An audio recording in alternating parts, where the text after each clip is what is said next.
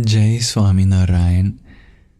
Let's read the 35th discourse from Sriji Maharaj in the second Gadhadā of the Vachanamrut. This passage is titled The Underground Store of Grains. Let's dive right into it, shall we? Approximately 2.5 hours before sunrise on Bhadrava Sudhi the 11th, Samvat 1880, or the 16th of September 1823, Sriji Maharaj awoke from sleep and sat on a large decorated cot that had been placed over the underground store of grains in Dada Khachar's Darbar in Gadhadā. He was wearing a white case and had covered himself with a white blanket.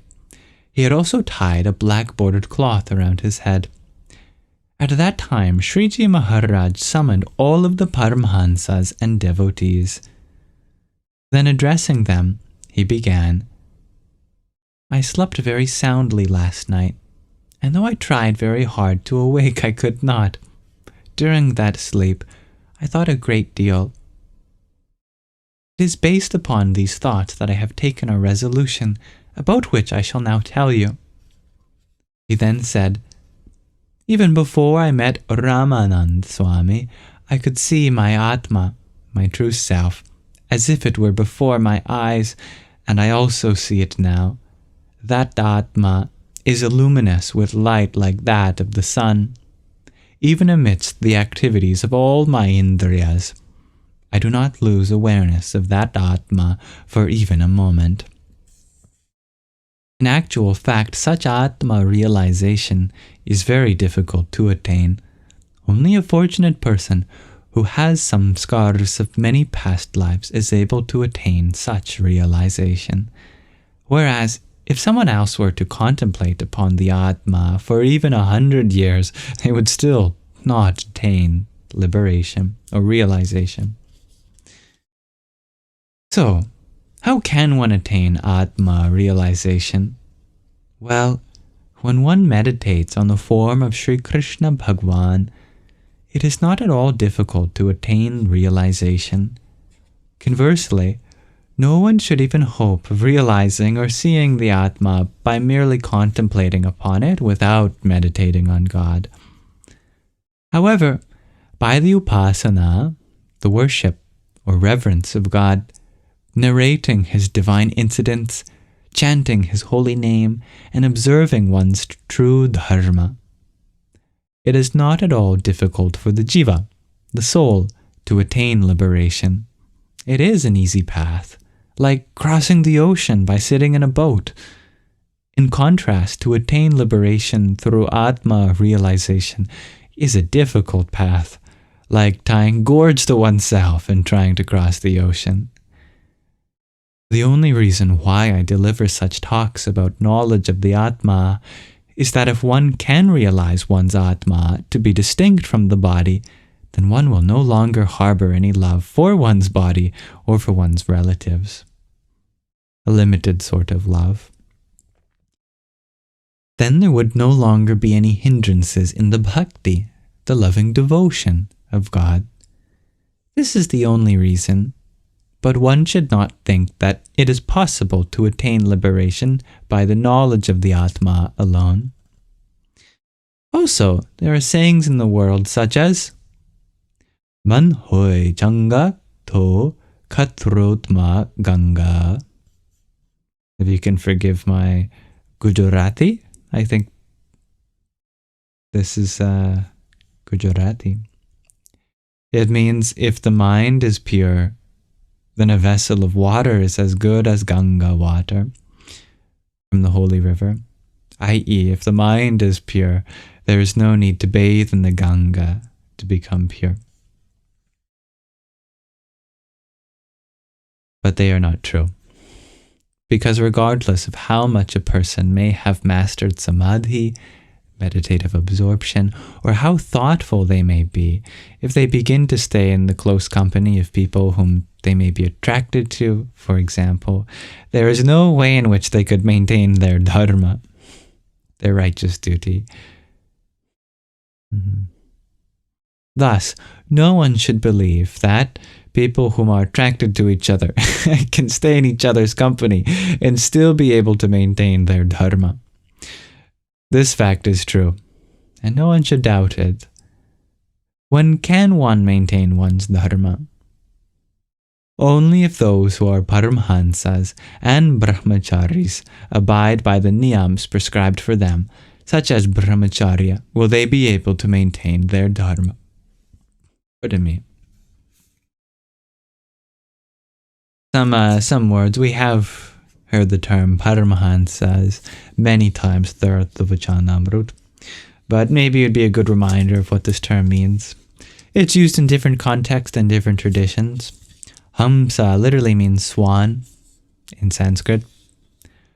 Paramahansa means supreme swan.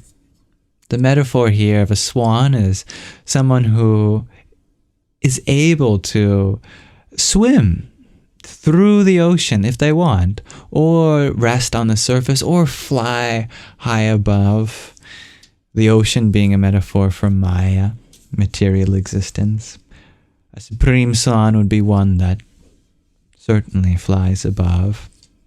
In this context of the Swaminarayan tradition, it's often reserved for senior monks, for example. Brahmacharis are ones who follow the vow, the niyama of brahmacharya, the vow of non-lustfulness. Literally, the word brahmacharya comes from the term charya, which means the way of, and Brahma, referring to Brahman, the ultimate. So this is the way of the ultimate, the way to God. What is the way to God? Well, by keeping all of that love and giving it to God, rather than through pleasures of the body, for example. The niyamas are various vows. In the same way, if all other satsangi householders abide by the niyams prescribed for them, including not staying in an isolated place, even one's young parent, brother, or parent, sibling, or child, and not extensively looking at them either, then they will also be able to maintain their dharma. In this way, observance of one's dharma, upasana of the form of God, listening to and narrating the divine incidents of God's avatars, and chanting, avatars meaning, you probably know, because it's made its way into English, but in Sanskrit it means descension, literally coming from the word avatarati, for example, which means he or she descends. Avatar is a descension. And chanting his holy name. These four are the only attributes fundamentally necessary for the jivas, the soul's liberation. Indeed, all of you realize me to be God. So, wherever I have organized festivals, wherever all of the paramhansas and brahmacharis, male and female satsangi devotees have gathered, when I have had devotional songs sung, when I have delivered discourses, when my puja, worship, has been performed, etc., all such actions and incidents should be narrated, heard, and contemplated upon in the mind. If a person remembers these during their last moments, their jiva will certainly attain the abode of God. In this way, all of my divine actions and incidents, as well as the chanting of my name, are redemptive. When I explained this to Swarupanand Swami, the agonizing pain in his body due to his illness was completely relieved, and he felt profound peace. In fact, he could see his own Atma very well. Yet it was of no use. One should also narrate and listen to the divine incidents of the previous avatars of God, such as Ram, Krishna, etc., wherever those incidents may have taken place. It is for the purpose of consolidating those 4 attributes in you that I have extensively propagated the 8 scriptures, namely the Srimad Bhagavat and others. Thus, those scriptures should be read and studied, and only those 4 attributes should be emphasized. Also realize that to try to attain liberation by only observing dharma, righteous duty, without the other 3 attributes, upasana of God's form, narrating and listening to God's divine incidents, and chanting His holy name, would be as difficult as trying to cross the ocean after tying gourds to oneself. Yet, though a person has the refuge of the form of God, though they narrate and listen to God's divine incidents, and though they chant the name of God, if they do not observe dharma, they should be known to be as foolish as one who tries to cross the ocean, carrying a stone slab upon their head. They should also be known to be like an outcast. Thus, a jiva can attain liberation only by those 4 attributes. Without them, there are no other means by which one can attain liberation. However, one should only listen to and sing the devotional songs and poems written by Muktanand Swami and other sadhus.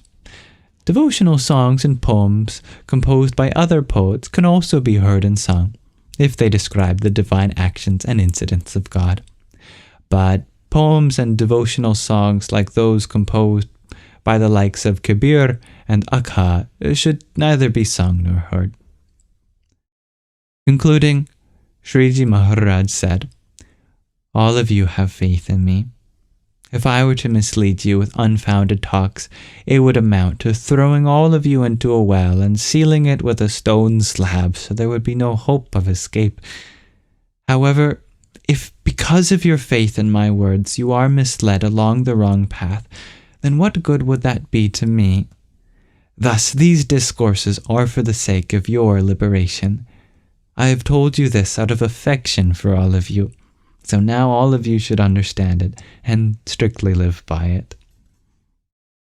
Having said this, Sriji Maharaj finally added, "Now, if you have decided to act according to the discourse which I have just delivered, then please come forward one by one and touch my feet. While doing so, take an oath and pledge. I definitely want to behave accordingly." Thereupon, all of the Paramhansas and Satsangis happily got up and touched Sriji Maharaj's holy feet and bowed before him. Thereafter he told the ladies to do the same. So, standing at a distance, the ladies also pledged and took an oath to behave accordingly. Sriji Maharaj was very pleased with this. Thereafter, he retired to his residence. Thank you for listening to the 168th discourse from Sriji Maharaj in the Vachanāmrut. Jai Swaminarayan.